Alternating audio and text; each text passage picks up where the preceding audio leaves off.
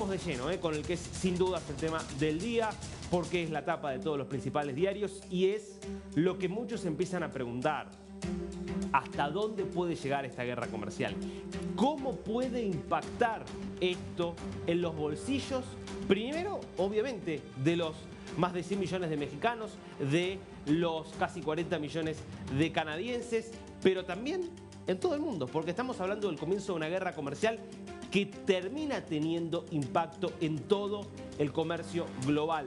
Por eso están cayendo las bolsas de todo el mundo en este momento cuando empiezan a entrar en vigor los aranceles. Recordemos que Trump había anunciado hace un mes que iba a imponer aranceles del 25% a todos los productos que ingresan desde México y desde Canadá, que a partir de negociaciones de último momento con Claudia Sheinbaum y con el primer ministro Justin Trudeau, él decide suspender por 30 días la aplicación de esta medida, planteando que tanto Canadá como México se habían comprometido a reforzar las fronteras, principalmente para impedir el ingreso de inmigrantes ilegales y para impedir el ingreso de fentanilo, que eran como los dos ejes que él había planteado. A pesar de eso, a pesar de esos esfuerzos, ahora Trump dice no. Entran en vigor los aranceles porque en el fondo, la cuestión fue siempre primero comercial, mucho más que de política exterior. Trump cree que México y Canadá se aprovechan de poder ingresar libremente al mercado de los Estados Unidos, que tienen enormes superávits comerciales con Estados Unidos, y eso él lo quiere revertir y cree que la respuesta son los aranceles. Ayer, cuando anunciaba esta medida, le preguntaban, bueno, pero ¿puede pasar lo mismo que ocurrió hace 30 días, que a partir de una negociación de último momento se levanten estos aranceles? Y esta era su respuesta. On the tariffs, is there any room left for Canada and Mexico to make a deal before midnight? And should we expect those Chinese tariffs, the extra 10%, to take No effect? room left for Mexico or for Canada. No, the tariffs, they're all set. They go into effect tomorrow. Mr. President, just to follow up on my colleague's question. And just so you understand, vast amounts of fentanyl have poured into our country from Mexico, and as you know, also from China, where it goes to Mexico and goes to Canada. And China also had an additional 10, so it's 10 plus 10. And it comes in from Canada and it comes in from Mexico, and that's a very important thing to say. Yeah, please, go ahead. No hay lugar para más negociaciones, y vuelve a dar el ejemplo y a citar como justificativo el fentanilo, pero de fondo, y esto lo planteó en su momento Howard Lutnick, que es el secretario de Comercio de los Estados Unidos, Trump cree en los aranceles como una herramienta de geopolítica, como una herramienta de presión, sin dudas, y para conseguir objetivos no económicos, sin dudas, pero también lo cree como una herramienta para potenciar la economía de Estados Unidos, para potenciar el sector industrial del país. Claro, lo que muchos están diciendo es, pero cuidado, porque si suben los aranceles, lo que está haciendo es que todos los insumos industriales, por ejemplo, que vienen desde el exterior, sean más caros, porque se les está cobrando un impuesto que hoy no se les cobra. Eso va a hacer más cara la producción, eso va a impactar en el bolsillo de los estadounidenses y puede afectar incluso a la productividad de los Estados Unidos, además del impacto que puede tener sobre la bolsa, que es un tema que preocupa y mucho a Trump, con lo cual hay que estar atentos a las próximas horas. ¿Hubo respuestas oficiales ya de México y de Canadá? Sí. Está en este momento hablando Claudia Sheinbaum en su conferencia de prensa matutina, y hace unos minutos nada más le preguntaron obviamente por el tema del día en México, y esta fue su respuesta. Por la noche del 3 de marzo, ayer en la noche, la Casa Blanca publicó un comunicado ofensivo, difamatorio y sin sustento sobre el gobierno de México, que negamos rotundamente y condenamos categóricamente. Bueno, la respuesta aquí de Claudia Sheinbaum diciendo que condenaban el mensaje que básicamente había establecido Estados Unidos, vinculando a Sheinbaum y al gobierno en realidad con los carteles de la droga mexicana. Recordemos que el primer comunicado que había publicado Trump hace un mes, que había publicado en realidad la Casa Blanca, porque era un documento oficial de la Casa Blanca, donde se justificaba la decisión de implantar este 25% de aranceles contra absolutamente todo lo que México le vende a Estados Unidos, eso había tenido como justificación directamente decir México es un narcoestado y el gobierno mexicano ampara a los carteles de la droga. Directamente, sin ningún tipo de matiz diplomático, había sido el mensaje de Trump. Bueno, en esa misma línea se ha expedido la Casa Blanca en las últimas horas y esta es en parte la respuesta. Ahora, ¿va a replicar estos aranceles México? Bueno, hoy Claudia Sheinbaum, en otro segmento de la entrevista, mejor dicho, de la conferencia de prensa, dijo que sí, aunque anticipó que el domingo pueden terminar de conocerse la batería de medidas que tomará México en respuesta a los Estados Unidos. Esto hay que mirarlo muy de cerca porque prácticamente más del 90%, más del 95% de lo que vende México, de lo que exporta México, va al mercado estadounidense. Estamos diciendo que estos aranceles van a afectar a todo lo que vende México y casi que todo lo que vende México termina en Estados Unidos. ¿Qué puede significar esto para la economía mexicana? Puede ser devastador. ¿Por qué? Porque si los productos mexicanos empiezan a ser mucho más caros porque van a tener un recargo del 25%, los que utilizan insumos que vienen de México van a buscar otros proveedores que no tengan aranceles. Y lo que llega directamente a los supermercados o a los comercios de los Estados Unidos, bueno, van a hacer que seguramente los consumidores estadounidenses busquen otros productos. Esto puede provocar caídas drásticas en las ventas y en la producción de México. Así que atención porque podemos estar frente a un país que ingrese en una recesión muy profunda, por lo menos en un primer momento por el impacto que esto va a tener, aunque es una noticia de alguna manera en desarrollo porque todavía no está claro el alcance. Del otro lado, Canadá. Hubo respuesta oficial, bueno, se espera en instantes nada más la palabra del primer ministro Justin Trudeau, haciendo lo que ya sí se sabe del lado canadiense, va a ser una medida espejo de aplicación de aranceles sobre la totalidad de los bienes que ingresan desde los Estados Unidos al mercado canadiense. Claro, hay una salvedad enorme. Es aproximadamente el 4% o 5% del destino de las exportaciones estadounidenses Canadá, mientras que Estados Unidos es más del 90% de las exportaciones canadienses. Hay mucha asimetría en el impacto que podrían tener para unos y otros las medidas espejos de aranceles. No habló todavía Justin Trudeau, pero sí habló ayer la ministra de Relaciones Exteriores de Canadá, Melanie Joly. Escuchemos lo que decía. Let's be clear. If Trump is imposing tariffs, we're ready. We are ready with $155 billion worth of tariffs, and we're ready with the first tranche of tariffs, which is $30 billion, which is already known. Mr. Trump has said publicly just now 25% tariffs on Canada and Mexico. No, quote, no room left for Mexico or Canada. They're all set. They go into effect tomorrow. Is Canada just stuck bracing for impact at this point, Minister? So we are ready, and of course I'll have a conversation with the Prime Minister when he lands because he's coming from London, and I'm going into a cabinet room right now to talk with my colleagues about the Canada-U.S. relation, and of course. Importante el dato que daba Joly. Bueno, voy a hablar con Trudeau cuando venga de Londres. Claro, la noche cuando se conocía esta noticia todavía no había aterrizado el primer ministro canadiense de la cumbre a la que había asistido en la capital británica, presidida por Keir Starmer, el primer ministro, para tratar de buscar una mirada conjunta de apoyo a Ucrania, de Europa y de los principales aliados europeos, sacando obviamente a los Estados Unidos. De esa crisis viene a esta, bueno, muchos lo van a criticar seguramente a Trudeau y le van a plantear qué hacías vos discutiendo el futuro de la guerra en Ucrania cuando lo que pase con Ucrania tiene poco que ver en las prioridades directas de Canadá, mientras Estados Unidos se disponía a lanzar esto que es verdaderamente una bomba atómica en términos comerciales y en términos económicos para Canadá.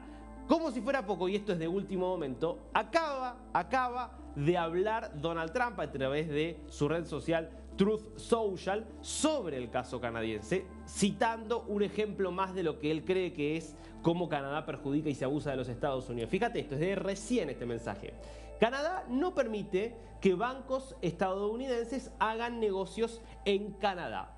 pero sus bancos inundan el mercado estadounidense. Oh, eso parece justo para mí, ¿no? Bueno, obviamente con bastante ironía, como suele hacerlo el presidente de los Estados Unidos, dando uno de los muchos ejemplos de lo que él plantea que es una política comercial que tiene el mundo con Estados Unidos y Estados Unidos con el mundo, según la cual Estados Unidos es mucho más abierto hacia sus socios comerciales de lo que son estos socios para con Estados Unidos.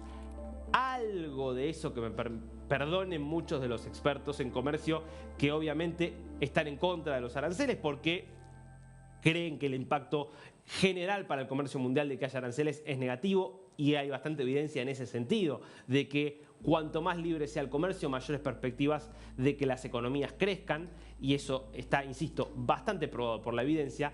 No obstante, ahí Trump tiene cierto punto, y es verdad que Estados Unidos ha sido demasiado abierto y que parte de la crisis del sector industrial dentro de los Estados Unidos tiene que ver con esa excesiva apertura, que de alguna manera Trump quiere corregir. Lo que muchos no saben es si con estas medidas va a corregir esa apertura o va a terminar generando nuevas crisis. Mientras esta es la situación con Canadá y con México, Trump anunciaba ayer que los aranceles se incrementarán adicionalmente para China. Recordemos que China ya había aplicado 10% de aranceles, contra China ya había aplicado 10% de aranceles y sube otro 10% más, con lo cual van a ser 20% de aranceles contra las importaciones chinas. China, por su parte, ya está poniendo en marcha aranceles contra todas las importaciones agrícolas estadounidenses, es decir, lo que Estados Unidos le vende en materia agrícola. Insisto, esto generando el escenario de una guerra comercial global. Pero en este contexto aparece un presidente como Javier Milei, muy aliado de Donald Trump, que desde hace meses está insistiendo en un tratado de libre comercio con Estados Unidos, en bajar los aranceles que hay hacia las importaciones que vienen de los Estados Unidos y en tratar de firmar de esta manera un acuerdo. Algo a lo que Trump no se había referido hasta ayer, cuando en la Casa Blanca le pregunta por el caso argentino y esta fue su respuesta. Ray, you met with Argentine President Javier Milei at CPAC. He wants to sign a free trade agreement with the United States. Is that something that you would consider even with Argentina? I'll consider anything. And Argentina, I think he's great, by the way. I think he's a great leader. He's doing a great job. He's doing a fantastic job. Brought it back from oblivion. Yeah, we'll look at things. We're looking at the UK with things. It doesn't have to be tariffs, but tariffs are easy, they're fast, they're efficient, and they bring fairness. Bueno, es la primera vez que de boca del presidente de los Estados Unidos se plantea que efectivamente están analizando, o por lo menos abiertos a analizar la posibilidad de discutir un tratado de libre comercio con la Argentina. Esto, sumado a los elogios que hizo Trump para con Milei, por supuesto que es visto desde la perspectiva del gobierno argentino como una gran victoria. Un gobierno que además viene de varios embates y de varios golpes, principalmente por heridas autoinfligidas, el criptoescándalo para empezar. Pero, más allá de esto, es, insisto, una señal de un Estados Unidos que se muestra abierto a la posibilidad de un acuerdo comercial con la Argentina. Claro, esto, por supuesto, es tema central de conversación hoy en la Argentina, pero no solo en la Argentina. Es tema de conversación también en las otras 3 capitales donde funciona el Mercosur: Montevideo, Asunción y, por sobre todas las cosas, Brasilia. Porque la única forma de firmar un tratado de libre comercio con Estados Unidos, según las reglas actuales del Mercosur, sería rompiendo el Mercosur. Porque o bien consigue un aval para que el Mercosur le permita hacer una flexibilización y negociar por su cuenta, cosa que hoy no existe, o bien Argentina tendría que irse del Mercosur, algo que ya había sugerido el propio Milei en el discurso de apertura de sesiones del Congreso que dio este sábado. Por eso, fíjate que los medios de Brasil, este es uno de los temas centrales de estas horas. Fíjate lo que publica Folha de São Paulo. Trump dice que va a considerar un acuerdo de libre comercio con la Argentina. El presidente de los Estados Unidos dice además que el presidente argentino Javier Milei es un gran líder. Bueno, obviamente este es un tema que preocupa a Brasil, porque el Mercosur es una de las principales conquistas, te diría, de la política exterior y de la política económica exterior de Brasil. Por eso es que la idea de que Argentina se vaya, que sería básicamente romper el Mercosur, porque el Mercosur es antes que nada un acuerdo bilateral entre Argentina y Brasil, más allá del peso que también tienen Uruguay y Paraguay. Estamos hablando de, obviamente, muchas diferencias en términos de población y en términos de peso económico. Que Argentina plantee esta posición es un problema para Brasil, que por otro lado sigue siendo el principal socio comercial de la Argentina y que no quiere perder peso en la región como el principal eje económico y eje comercial de Sudamérica, por lo menos. Más allá de eso y de las conversaciones que tendrán que llevarse adelante aquí en el Mercosur, porque independientemente incluso del caso de un tratado de libre comercio con Estados Unidos, el Mercosur tiene muchas cosas para discutir. La realidad es que una cosa es lo que dijo Trump ayer, que fue bastante diplomático, pero fue al mismo tiempo poco preciso. Y otra cosa es que realmente Estados Unidos esté dispuesto a hacer un tratado de libre comercio. Quien había hablado de esto, bajándole bastante más la posibilidad a esto, era Mauricio Claver Carón, que la semana pasada da una entrevista y cuando le preguntan por este mismo tema, estamos hablando, por las dudas, cuando hablamos de Mauricio Claver Carón, del enviado de Trump para América Latina, es decir, el asesor de Trump para todo lo que es la política latinoamericana. Le preguntan entonces en una entrevista por la situación de un tratado con la Argentina y esto era lo que decía. ¿Factible la idea del presidente argentino Javier Milei de hacer un tratado de libre comercio con Estados Unidos? Yo creo que el presidente Trump ha sido muy claro en el sentido que no estamos buscando nuevos tratados de libre comercio. Lo que queremos son tratados de comercio justos y equitativos. Y en ese sentido, obviamente quisiéramos trabajar con Argentina. Creo que hay una oportunidad de trabajar con Argentina. Pero yo creo que algún tipo de acuerdo que pueda proporcionar más inversiones, oportunidades. Pero los acuerdos de libre comercio, como se conocían en los años 90, ya esa etapa en nuestra historia terminó. Entonces, ¿qué sería? ¿Un acuerdo de promoción de inversiones? Yo creo que es mucho más factible un acuerdo de promoción de inversiones que un acuerdo de libre comercio.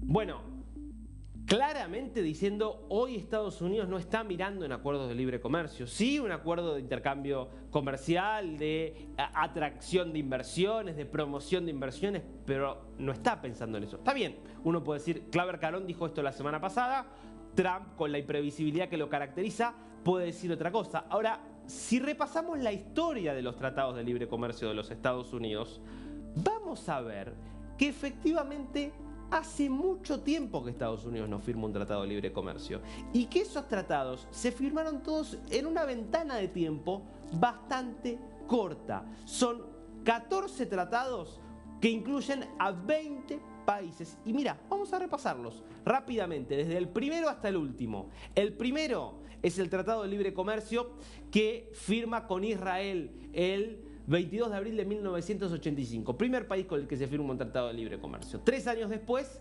se firma el Tratado de Libre Comercio con Canadá, el 4 de octubre del 88. En el 92 se firma el acuerdo más importante, yo te diría el que tuvo un impacto más disruptivo en la economía de los Estados Unidos, que es lo que se conoció como NAFTA, que es justamente el Acuerdo de Libre Comercio de América del Norte, México, Canadá y Estados Unidos. Se firma en el 92 y es renegociado y se convierte en TEMEC tras la renegociación en 2018, ya primera gestión de Trump.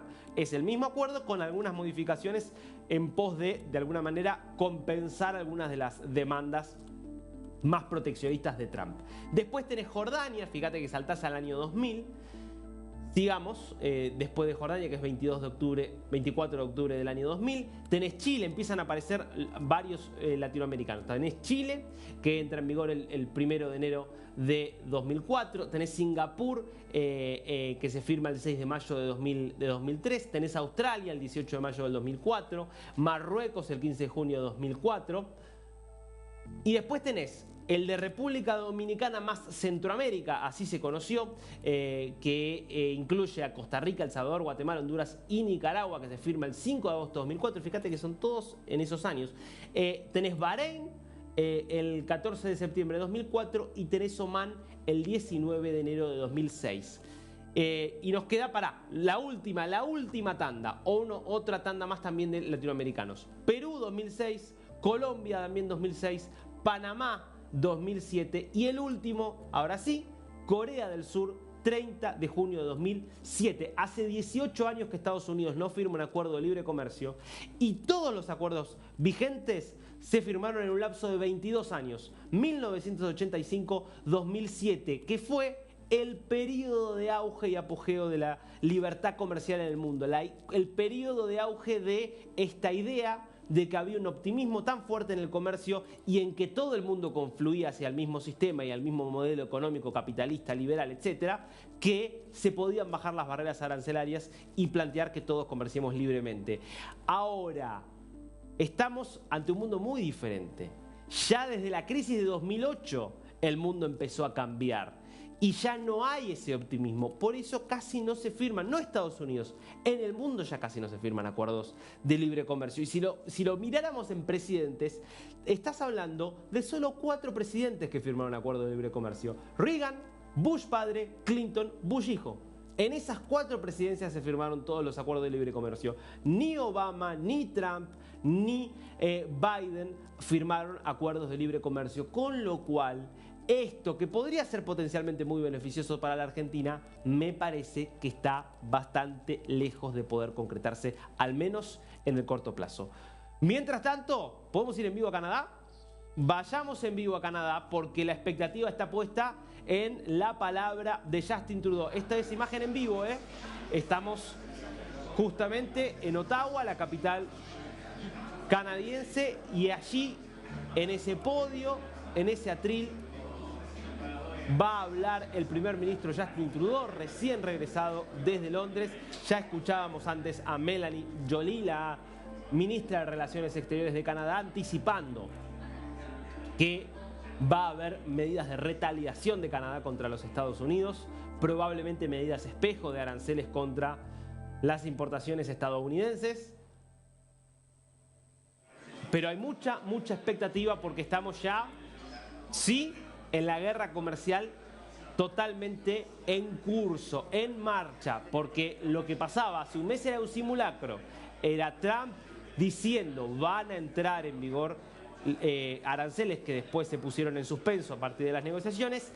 Ayer Trump dijo ya no hay lugar para negociaciones y hoy ingresaron formalmente en vigor estas medidas, con lo cual lo que queda es esperar la respuesta ahora del primer ministro canadiense y luego la reacción de los mercados y de los principales países del mundo.